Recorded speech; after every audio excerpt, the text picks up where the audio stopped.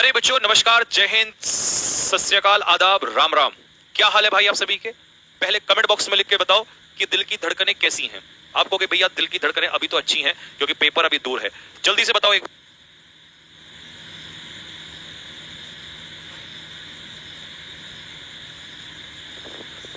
कैसे हैं भाई सभी? फटाफट कमेंट बॉक्स में लिख के बताओ क्या हालचाल है। आपके पड़ोसियों के क्या हालचाल है? क्योंकि पड़ोसियों का ध्यान रखना बहुत जरूरी है। पड़ोसी ही वही लोग हैं जो हम सफलता में उनका हाथ होता है। आप कहोगे भैया कैसी बात कर रहे हो, पड़ोसियों का हाल? दोस्त, अगर पड़ोसी आलोचनाएं ना करें, अगर पड़ोसी आलोचनाएं ना करें, पड़ोसी तुम्हारी बैंड ना बजाएं, तो भाई तुम पढ़ोगे नहीं। पड़ोसी ही सबसे ज्यादा हाथ होता है पड़ोसियों का, ठीक है? सबसे ज्यादा हाल पड़ोसियों का होता है। भैया आपसे हमें मोहब्बत हो गई है। मेरी मोहब्बत तो तुमसे बहुत पहले से है दोस्त। चलो जी, वीडियो को लाइक करो फटाफट, जल्दी से चैनल को सब्सक्राइब करो जितने नए बच्चे हैं, और दिल फेंक के मारो। डिफेंस की कैटेगरी में बवाल शुरू हो चुका है मेरे भाई, और शुरुआत हुई है गुरु पूर्णिमा के दिन से, और जिसपे कि पहला, अच्छा, इसका इंटरव्यू भी आ जाएगा संडे को या उससे अगले संडे को, क्योंकि ये हमारा बच्चा है, इसने ज्वाइन किया है इंडियन मिलिट्री एकेडमी देहरादून। आप जानते होंगे सीडीएस के थ्रू आप इसमें सेलेक्ट हो जाते हैं, और यहां सीधा लेफ्टिनेंट, यानी कि जब आप ट्रेनिंग कर लेगा ये बच्चा तो इसके बाद सीधा लेफ्टिनेंट पद पर, ठीक है? तो इसके लिए भाई इसने तैयारी करी, और ये हमारे कौन से बैच का है? किस किसने ज्वाइन किया था संकल्प batch? Cadet defence academy application पे बताओ। संकल्प बैच, संकल्प बैच वो बैच है जिसके रिजल्ट कई साल से आ रहे हैं और अब तो और ज्यादा आने लगे हैं। तो ये संकल्प बैच का बच्चा है। इसकी दिल मारो फेंक के फटाफट।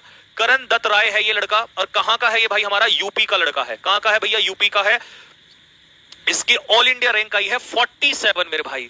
कौन सी रैंक आई है? 47। लड़का देखो चश्मे में एकदम से बिल्कुल हीरो माफिक लग रहा भाई, और प्लस का साइन का मतलब होता है कि ये भाई हमारा रिकमेंड हो गया। रिकमेंड नहीं, अब तो इसकी ज्वाइनिंग ही हो गई है। तो ये आज इसकी ज्वाइनिंग थी, ठीक है जी। अब इसने मैसेज भेजा, वैसे तो मिलने को भी कह रहा था क्योंकि हम भी देहरादून में, ये भी देहरादून में आईएम में। तो इसने मैसेज भेजा कि hello, good morning sir, hope you are doing great, I got into CDS IM में AIR 47, करण दत्त राय नाम इसका, was part of your first Sankalp batch. ये संकल्प बैच का था, पहले वाले संकल्प बैच का लड़का है। और फिर ये कहता है कि sir really it help me a lot to get through the written exam in my first attempt. पहले ही अटेम्प्ट में ही निकाल दिया भाई ने अपना attempt exam itself. At the same time, especially your new way of teaching vocabulary via editorial was really productive, and I think it too helped me to enrich my thought process and do the most boring part vocab in an interesting way. vocab जो उस भाई को boring लगता था। दोस्त, बस एक चीज स्टार्ट करने से पहले कहना चाहूंगा, दुनिया तुम पे हंसेगी, उससे कोई रुकना मत। तुम्हारा काम है चलते जाना, क्योंकि इतिहास तभी लिखे जाते हैं जब आप अपनी बात पर अड़िग रहते हो। बोलने दो जिसको बोलना है, कोई फर्क नहीं पड़ता। रिजल्ट आएंगे, मेहनत करने वाले रिजल्ट निकाल कर लाएंगे दोस्त मेरे भाई, ठीक है जी। तो ऐसे ही तबाही चलती रहेगी। आज का हमारा, कल मैं 4 ही रूल करवा पाया था, ठीक है? आज हम लोग चलेंगे, तो पहला रूल हम लोग उठाएंगे आज का, रूल नंबर 1। मुझे बताओ कल का लास्ट रूल क्या था? क्या मैंने आपको नो सूनर वाला रूल करवा दिया था क्या? बताना जरा। आई थिंक हुआ नहीं था, नो सूनर नहीं हुआ था। क्या मैंने नो सूनर का रूल करवाया था? नहीं भैया, नो सूनर का रूल नहीं हुआ था। बताओ जल्दी से, नो सूनर का रूल हो गया था? कल 4 ही हुए थे। हाँ, वैसे रोज 5 होते हैं, ठीक है?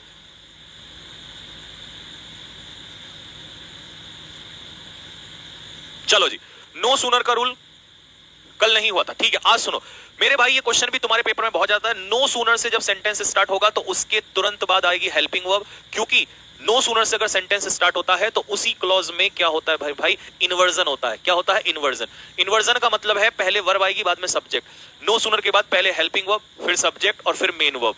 जैसी हेल्पिंग वर्ब होगी वैसी ही मेन वर्ब। और नो सूनर का पेयर बनता है किसके साथ? देन के साथ।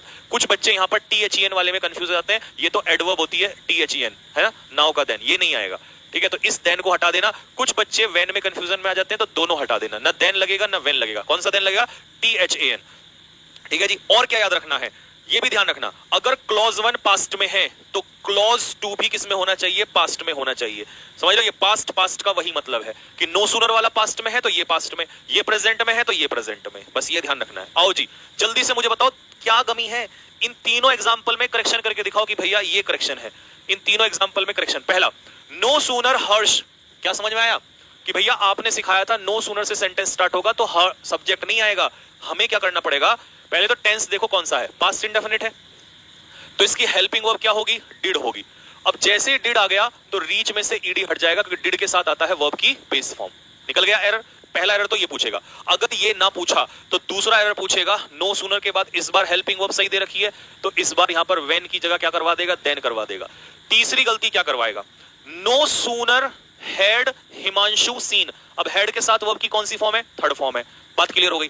अब नो सूनर का पेयर ये भी बिल्कुल सही है, तो गलत कहां है बे, फिर गड़बड़ क्या, ओ हो, क्योंकि जब इधर पास्ट है तो इधर भी तो पास्ट होना चाहिए। रन की सेकंड फॉर्म क्या होगी, रैन होगी।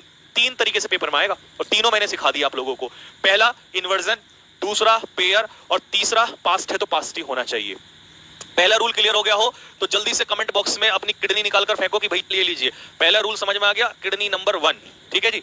अब हमें नो सूनर वाले में कभी गलती नहीं होगी, हम इसको पकड़ लेंगे, कोई समस्या नहीं होने वाली है इसके अंदर। ठीक है, जल्दी बताओ फटाफट, क्लियर है भाई सभी को, इसमें कोई डाउट हो? क्लियर है भाई, बोलो बोलो बोलो बोलो बोलो बोलो बोलो, क्लियर है?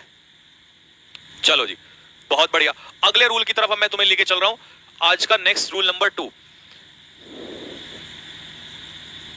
ये देखो जरा, आज का रूल नंबर 2, 1 करा दिया, रूल नंबर 2 जरा ध्यान से देखना क्या है भाई।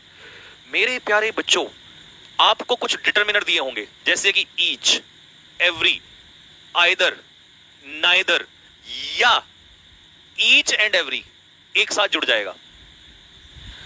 अगर इनके पीछे, इधर आ जाओ थोड़ा सा, यहां से समझाता हूं। जैसे मान लो ईच दे दिया, अगर इसके पीछे तुरंत नाउन पूछेगा तो लगाना सिंगुलर, लेकिन अगर ऑफ लगा देगा ईच ऑफ तो लगाना कैसा नाउन लगाओगे बताओ जरा, ईच ऑफ के बाद प्लूरल नाउन लगाओगे। भैया जी यहां भी ईच है, यहां भी ईच है, यहां सिंगुलर क्यों लगा रहे हो, क्योंकि मेरे भाई यहां ईच के हिसाब से लगेगा और ईच का मतलब है प्रत्येक एक एक डिटरमिनर, ये एक एक में बांटता है। तो सिंगुलर नाउन, सिंगुलर नाउन तो कैसी वर्ब आएगी, सिंगुलर वर्ब आएगी। ठीक है, लेकिन यहां ईच ऑफ, ऑफ का मतलब है ज्यादा में से ईच, आया समझ में? जैसे वन ऑफ, वन ऑफ का मतलब, वन ऑफ के बाद भी हमेशा नाउन कैसा आता है, प्लूरल नाउन, लेकिन ज्यादा में से वन, ज्यादा में से ईच, तो सब्जेक्ट तो यही रहेगा, तो वर्ब अभी भी कैसी रहेगी, सिंगुलर वर्ब रहेगी।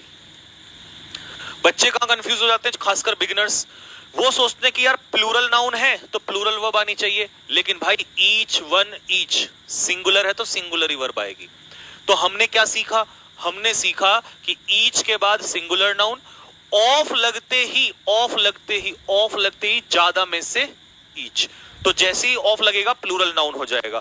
आओ भाई, अब ये देखो, यहां पर सबके पीछे क्या लगा दिया मैंने, तो सिंगुलर नाउन, लेकिन जैसे ही इनके पीछे ऑफ लगाया, जैसे ही ऑफ लगाया, ऑफ लगते ही नाउन कैसा हो गया, प्लूरल, लेकिन वर्ब अभी भी कैसी है मेरे भाई, वर्ब अभी भी सिंगुलर है। अब आ जाओ क्वेश्चन पे, देखो क्वेश्चन क्या कहता है, करके दिखाओ जरा।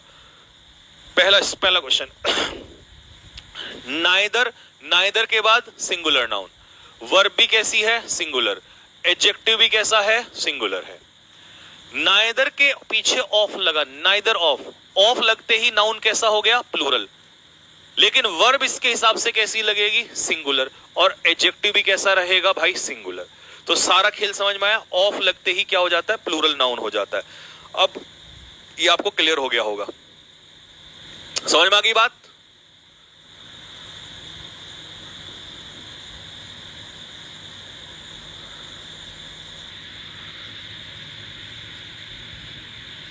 हाँ, दोनों ऑलरेडी करेक्ट ही हैं, वो करेक्शन ही दे रखा था उसमें, तो मतलब इसका मतलब है कि तुम्हें समझ में आ गया ना, बात समझ में आ गई ना कि हम क्या चाह रहे हैं। अगर समझ में आ गया, दिल मारो फेंक के किया, एकदम तक हमें एकदम क्लियर हो चुका है। तो मैं तुम्हें अगले क्वेश्चन की तरफ लेके चलता हूं। अगला रूल, आज का रूल नंबर 3। रूल नंबर 3 क्या है, उसे मैं पिक्चर मेथड से पढ़ाऊंगा। जल्दी से 3 ग्लास बना लो, बनाओ जल्दी से, 1 2 3। ठीक है भैया, पहले ग्लास में मुझे रखना है लिटिल मिल्क, तो कितना दूध रखूंगा भैया जी, आप रखना ना के बराबर, मतलब इतना कि तली में नीचे लगा रह जाए बस। ठीक है, ये दूध। फिर मैंने रखा अ लिटिल मिल्क, एक क्वेश्चन डन है यहां से। तो भैया कितना दूध रखूंगा, रख लो, थोड़ा सा रख लो, है ना, मतलब क्वांटिटी पॉजिटिव होनी चाहिए, ना के बराबर ना हो। तो इसको हिंदी में कहते हैं थोड़ा सा, थोड़ा सा, और इसको कहते हैं ना के बराबर। ठीक है, ना के बराबर। ठीक, सारा जो खेल है ना पहले पढ़ते हैं गधों के हिसाब से कि जब एक बच्चा गधे के रूप में दिमाग लगाता है तो वो क्या करता है, वो कहता है लिटिल का मतलब इत्तू सा, अ लिटिल का मतलब इतना सा, द लिटिल का मतलब मुंह खोल देगा इतना सारा। यह है गधों की अप्रोच। सही अप्रोच क्या है, लिटिल का मतलब इतना सा, अ लिटिल का मतलब इतना, और द लिटिल का मतलब पता ही नहीं है कितना, क्योंकि इसका हिंदी में पता क्या होता है, इसका होता है जितना वो सारा। अब उसमें क्या पता, हमें क्या पता कितना होगा, हमें नहीं पता ना कितना होगा। मान लो जैसे यहाँ बोतल ही नहीं है मेरे पास, नहीं तो तुम्हें समझा देता। ठीक है, मान लो ये मेरे पीछे ना एक ग्लास है, ठीक है, मेरे पीछे एक ग्लास है, ठीक है। अब मैंने कहा कि हाँ भाई बताओ कितना दूध चाहिए। आपने कहा भैया बहुत प्यास लग रही है, मतलब पीने का मन कर रहा है, जितना है ना सारा दे दो। मैंने कहा बताओ कितना है, बोला भैया यही तो नहीं पता कितना है। जितना है सारा दे दो, इसका मतलब तुम्हें नहीं पता। और जब तुम्हें पता नहीं होता ना और आप कहते हो जितना है वो सारा, उसे कहते हैं मेरे भाई क्या, द लिटिल। तो समझ जाना कि तुम्हें द लिटिल में पता ही नहीं होता। द लिटिल का मतलब होता है जितना है वो सारा। अब तुम्हें पता ही नहीं था ये दूध ये तो मोबाइल है ना, कैसा बेवकूफ बनाया। तो इसीलिए कहते हैं द लिटिल का मतलब पता ही नहीं होता कितना है। तो जितना है वो सारा, सारा का सारा, है ना, जितना है वो सारा। हाँ, इसमें ना के बराबर यूज होगा। अच्छा, लिटिल के पीछे हमेशा कैसा नाउन आएगा, अनकाउंटेबल। अ लिटिल के पीछे अनकाउंटेबल, और द लिटिल के पीछे हमेशा कैसा नाउन आएगा, अनकाउंटेबल। प्लूरल नहीं आ सकता, प्लूरल मत लगा देना, ठीक है, प्लूरल नहीं आ सकता, ध्यान रखना। लो जी भैया, पहला आपने कहा किसी से, मान लो कोई आपके घर पे आया, ठीक है, कोई घर पे आया, आपने कहा would you like to have, क्या तुम लेना पसंद करोगे, कितना पानी, थोड़ा सा, यही तो कहोगे थोड़ा सा पानी लोगे, तो इसका मतलब यहां पॉजिटिव क्वांटिटी रहेगी, पॉजिटिव। दूसरा, देयर इज इतना milk in the bottle, bottle में इतना मिल्क है, I can not prepare T for you, मैं तुम्हारे लिए चाय नहीं बना सकती। जब चाय नहीं बना सकती तो दूध कितना होगा, ना के बराबर, तभी तो चाय नहीं बना सकती। अगर दूध इतना होता तो चाय बना देती, लेकिन दूध तो ना के बराबर था तो चाय नहीं बना सकती। ठीक है जी, ये देखो द लिटिल। अच्छा, यहां पर ना टाइम, मतलब एक वर्ड छूट गया, टाइम। टाइम, अब टाइम अनकाउंटेबल नाउन होता है। अब ध्यान से सुनना वो क्या कहना चाह रहा है। The little time that I spent, that I spent मतलब जितना मैंने समय बिताया वो सारा, किसके साथ बिताया उसने, अनारकली के साथ। ओहो हो, क्या बात है भाई, वॉज मेमोरेबल। कह रहा है अनारकली के साथ जितना मैंने समय बिताया वो सारा। आपने कहा भैया कितना बिताया, उसने कहा जितना बिताया वो सारा। हमें क्या पता कितना बिताया, जितना बिताया वो सारा यादगार था। तो जितना था वो सारा, इसे हम कहते हैं द लिटिल। द लिटिल का मतलब होता है जितना था वो सारा। ठीक है, तो यहां पर द लिटिल में आता है सारा का सारा, जितना था वो सारा, और इसका मतलब होता है न के बराबर, और इसका मतलब होता है थोड़ा सा, थोड़ा सा। ठीक है, अब मान लो तुम गए भैया कल को कहीं पर शादी हो रही है तुम्हारी, ठीक है, और उनके घर वालों ने पूछा कि हाँ जी थोड़ा सा दूध लाएं, आपने कह दिया जितना है वो सारा ले आओ, तो थप्पड़ अलग से खाओगे वापस आओगे। तो वहां क्या बोलना है, अच्छा ये भी नहीं कह सकते ना के बराबर, कैसे रिप्लाई करोगे बताओ, जल्दी से बताओ कैसे रिप्लाई करोगे। क्या आप ये कह दोगे जितना है सारा ले आओ, कनपट्टी पे एकदम से घुमा के मारेंगे। फिर क्या कहना है आपको, आपको कहना है दोस्त ना के बराबर, तो भी गड़बड़ हो जाएगी। आपको कौन सा यूज करना है, लिटिल ना, द लिटिल ना, थोड़ा सा ले आइए, थोड़ा सा ले आइए, चाहे मन में सारा हो थोड़ा सा ले आइए, है ना। तो थोड़ा सा आपको ये वाला यूज करना है, a little. I would like to have a little water, a little दे दीजिए मुझे, थोड़ा सा दे दीजिएगा। ठीक है, ये आएगा। तो समझ में आ गया होगा भाई सभी को, पिक्चर मेथड से समझा दिया हमने। अब इसमें किसी को, मुझे तो नहीं लगता दिक्कत होनी चाहिए, है ना, किसी को दिक्कत नहीं ना। आ जाओ जी अगले रूल पे आ जाओ।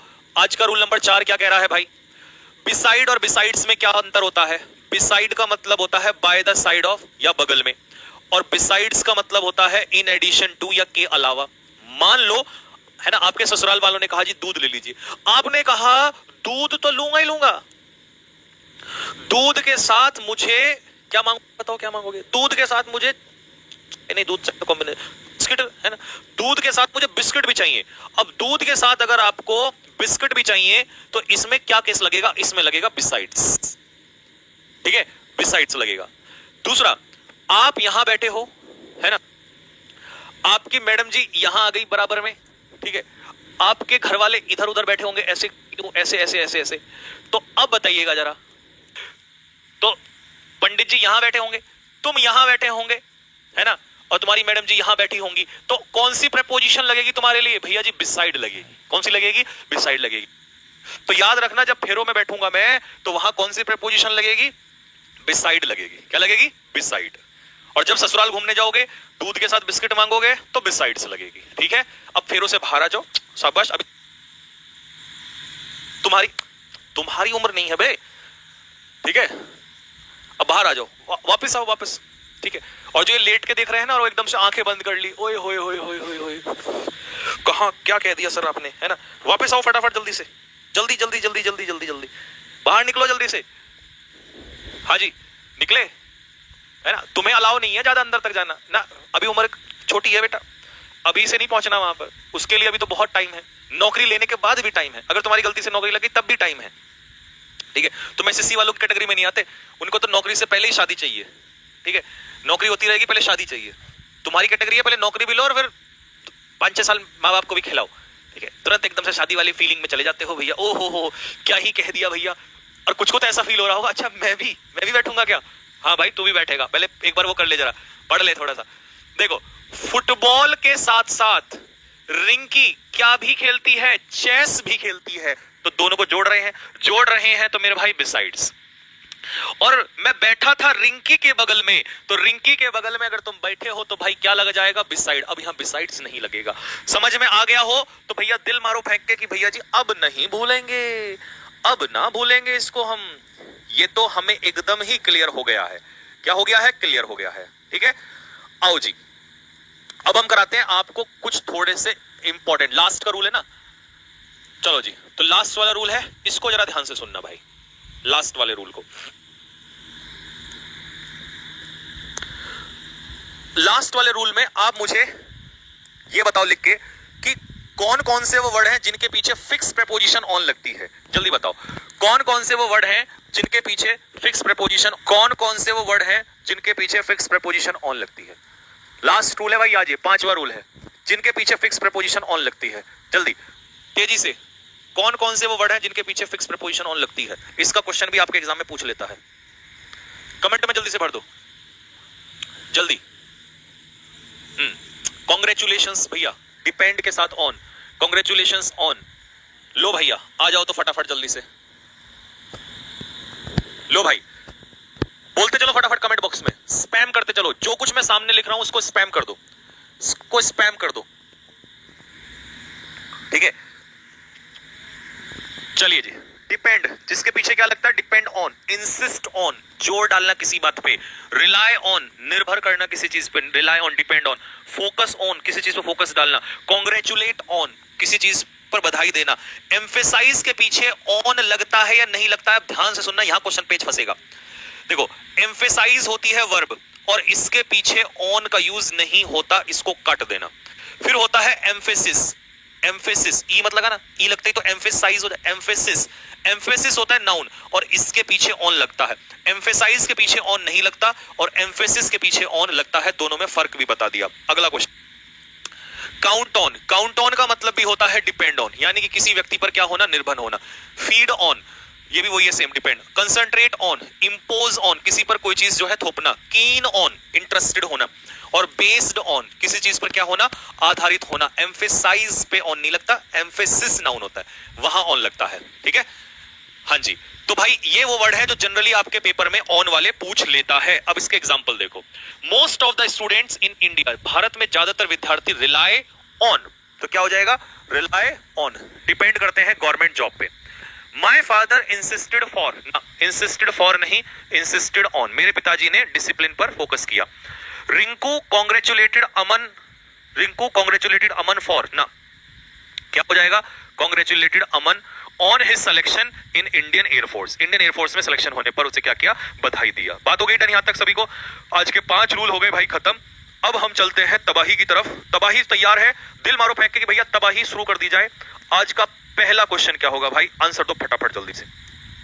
पहला question, one who can not be corrected, मतलब जिसको सुधारा नहीं जा सकता, निकम्मा है, सुधारा नहीं जा सकता। पापा भी कहते हैं ये तो हमारा लड़का निकम्मा है, इसको नहीं सुधार सकते। और जिसको सुधार ना सके, कमेंट बॉक्स में आंसर बताओ फटाफट, क्या आंसर होगा। आपको पता है हम अपनी क्लास में 5 रूल डेली करते हैं और 25 क्वेश्चन हम वोकैब के करते हैं डेली।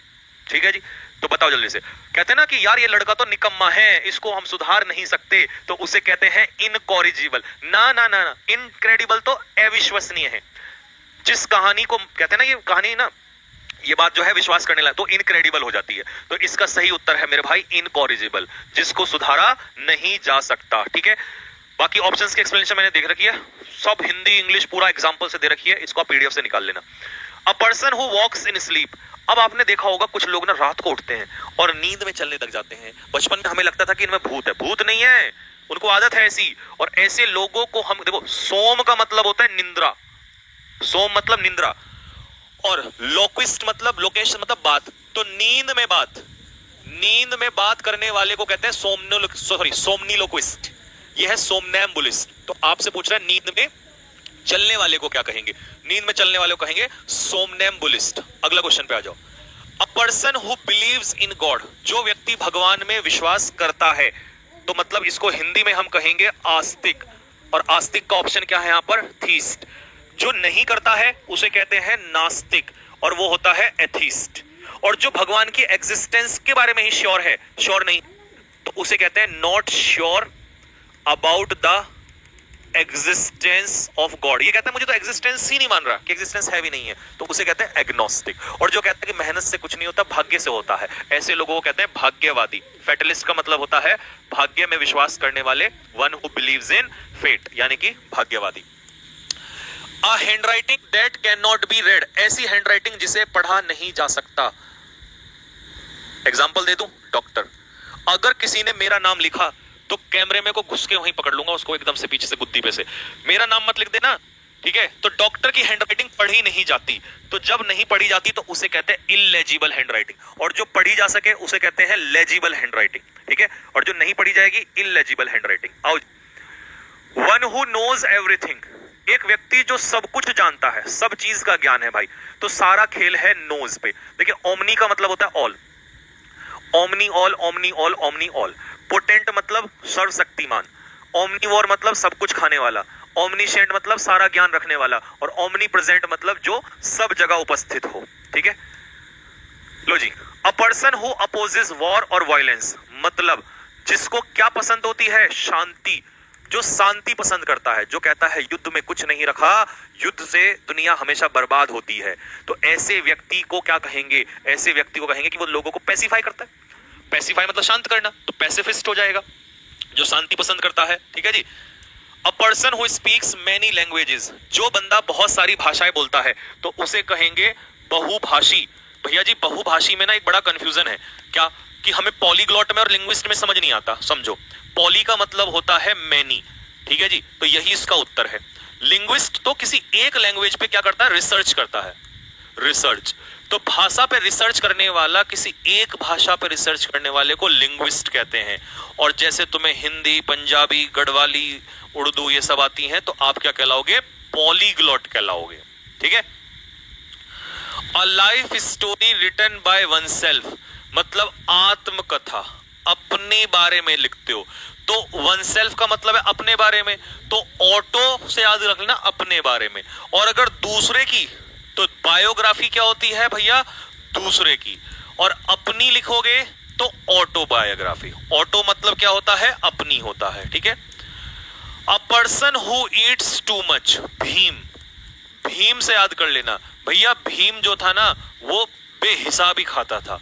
तो जो बंदा बहुत ही बेहिसाब खाता है पागलों की तरह, उसे कहते हैं पेटू, उसे कहते हैं ग्लटन। ग्लटन का मतलब पेटू आदमी। ठीक है। और जो इंसान का मांस खा जाए उसे हम क्या कहते हैं? कैनिबल कहते हैं। क्या कहते हैं भैया जी? Cannibal. A person who lives alone, एक व्यक्ति जो अकेला रहता है और लोगों को अवॉइड करता है, दुनियादारी से दूर रहता है भैया, अकेला रहता है। बताओ जरा इसे क्या कहेंगे? दुनियादारी से दूर रहता है। अब हर्मिट सन्यासी तो होता है लेकिन अवॉइड नहीं करता है। ठीक है। जैसे आपको मतलब बोला यार मुझे ना किसी से नहीं मिलना, मैं तो पढ़ रहा हूं चुपचाप, तो आप दूर लोगों को अवॉइड करते हो, दूर रहते हो, तो आप रेक्लूज कहलाओगे। ठीक है। हर्मिट नहीं आएगा इसका आंसर। ठीक। One who looks on the bright side of things, bright side का मतलब है आशावादी, आशा मतलब पॉजिटिव, और पॉजिटिव में क्या आ जाएगा? ऑप्टिमिस्ट। अगर यहीं पर आ जाए निगेटिव, निराशावादी, डार्क साइड को देखने वाला, तो क्या हो जाएगा भैया जी? पेसिमिस्ट आंसर हो जाएगा। जो कॉइन इकट्ठे करता है, सिक्के इकट्ठे करने वाला, अच्छा पेपर में ना ये क्वेश्चन भी बड़ा इंपॉर्टेंट है, जो पोस्टेज स्टैंप्स है ना, जो पोस्टेज स्टैंप, जो स्टैंप इकट्ठा करता है उसे कहते हैं फिलेटलिस्ट। और सिक्का वाला भी पूछता है तो ये कहलाता है आपका numismatist. A person who can not read और राइट, ना तो वो पढ़ सकता और ना ही वो लिख सकता, तो उसे हम इनोसेंट तो कहेंगे नहीं, इडियट भी नहीं कहेंगे, इडियट तो मूर्ख आदमी होता है। उसे क्या कहेंगे बताइए? उसे कहेंगे इलिटरेट। मान लो मैं पढ़ा लिखा हूं और मुझे किसी चीज के बारे में जानकारी नहीं है तो मैं इग्नोरेंट हूं, बट अगर मुझे पढ़ना लिखना ही नहीं आता तो मैं इलिटरेट कहलाऊंगा। तो बच्चे ना यहाँ कंफ्यूज हो जाते हैं, इसलिए याद रखना इसको, ठीक है। Person who works without being paid, अगर तुम्हें नौकरी मिली है बट पेमेंट नहीं मिल रहा उसका, तो इसका मतलब है तुम कौन सी कैटेगरी में आओगे? मर्सिनरी। मर्सिनरी का मतलब होता है मनी माइंडेड, मतलब ये पैसे के लिए कुछ भी कर देगा, पैसे के लिए कुछ भी कर देगा ये बंदा, मर्सिनरी। तो तुम आ जाओगे वॉलंटियर। स्कूल में काम करवा देते ना और पैसा नहीं मिलता था तो वॉलंटियर कहलाते हैं उसको, ठीक है। चलिए next, handwriting which is difficult to read, अच्छा ये तो रिपीट हो गया है ना, इलेजिबल हैंडराइटिंग, जिसको पढ़ना नामुमकिन हो जाए, ठीक है, illegible handwriting. A speech made to oneself, खुद से स्वयं से बात करना। देखो वन सेल्फ आ गया ना, वन सेल्फ, वन सेल्फ का डायलॉग में कितने लोगों में होगा? 2 लोगों में कन्वर्सेशन हो जाएगा। यहां पर क्या पूछ रहा है? वन, खुद से बात करना। A speech made to oneself, यानी कि खुद से बात करना, ठीक है। बताओ, डिस्कशन तो बातचीत हो जाएगी, खुद से बात करना। A speech made to oneself क्या कहलाएगा? मोनोलॉग। कितने लोगों में होता है मोनोलॉग? बताओ जल्दी से। Monologue, monologue. तो आंसर क्या हो जाएगा इसका? C is the correct answer. Next 17, one who does not believe in any religion, जो किसी धर्म में विश्वास नहीं करता। अब बच्चा पता है कहां फंसेगा? देखो ध्यान से सुनना, ये तो सभी धर्मों को समान मानता है, समान, सभी धर्मों को, सभी धर्म की रेस्पेक्ट करता है, सेक्युलर। एथीस्ट भगवान में विश्वास नहीं करता, भगवान में नहीं करता ना विश्वास। यहां पता है पंगा कहां है? उसने धर्म का बोला है, धर्म, और धर्म के लिए पैगन आंसर होता है। जो किसी धर्म में विश्वास, अच्छा भगवान में विश्वास नहीं करता तो एथीस्ट होगा, और अगर धर्म में विश्वास नहीं करता तो इसको हम कह देंगे पैगन। तो इसका सही उत्तर हो जाएगा A is the correct answer. One who compile a dictionary, जो डिक्शनरी बनाता है, डिक्शनरी कंपाइल बनाता है डिक्शनरी। कार्टोग्राफर क्या बनाता है? मैप, नक्शा बनाता है। और डिक्शनरी कौन बनाता है? लेक्सिकोग्राफर, लेक्सिकोग्राफर बनाता है डिक्शनरी, ठीक है। A person who is excessively concerned with details and rules, ओ भाई साहब, वो पता क्या कह रहा है? जो छोटी छोटी डिटेल्स को लेकर कंसर्न होता है, रूल्स को लेकर कंसर्न होता है, उसे क्या कहेंगे? पंडित तो विद्वान होता है, तो उसे कहेंगे जो छोटी छोटी डिटेल्स को लेकर कंसर्न होता है, पीडेंट कहते हैं, पीडेंट, ठीक है। ये क्वेश्चन बढ़िया था भाई, ठीक है। चलो जी नेक्स्ट, अगला question 20, a place where weapons and ammunitions are stored, जहां पर हथियार इकट्ठा किए जाते हैं उसे हम क्या कहते हैं? एक सेकंड, ये क्वेश्चन इंपॉर्टेंट है। डॉकयार्ड में जो शिप्स होते हैं ना, पानी जहाज, वो मरम्मत की जाती है, किए जाते हैं, लेकिन वो कह रहा है हथियार कहां रखे जाते हैं? हैंगार पे क्या खड़ा किया जाता है? एयरक्राफ्ट, एयरक्राफ्ट, एयरक्राफ्ट को खड़ा करते हैं हम लोग हैंगार पे, ठीक है। और यहां पानी के जहाजों को मरम्मत की जाती है। और हार्बर पे पता कौन खड़े होते हैं? हार्बर पे पानी के जहाज खड़े होते हैं। यहां कौन से जहाज है? ये एयरक्राफ्ट है, और यहां पानी के जहाजों की मरम्मत होती है, ठीक है। और गैरेज तो तुम्हें पता ही है, गाड़ियां। One who pretends to be what he is not, अब ढोंगी लोग होते हैं ना, पाखंडी लोग होते हैं। Who is not easily pleased और सेटिस्फाइड, एक व्यक्ति जो आसानी से खुश नहीं होता, जो आसानी से खुश नहीं होता है, मतलब वो ना हर चीज में कमी निकालेगा, तुनुक मिजाज,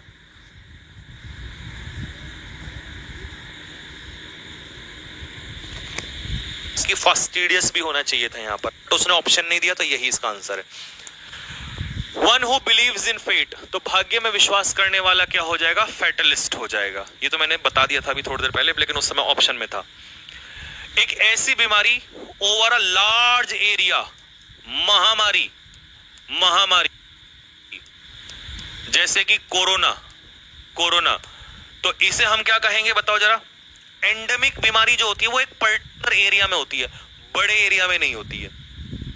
ठीक है, बताओ क्या कहलाएगी? महामारी पूछ रहा है, ओवर अ लार्ज एरिया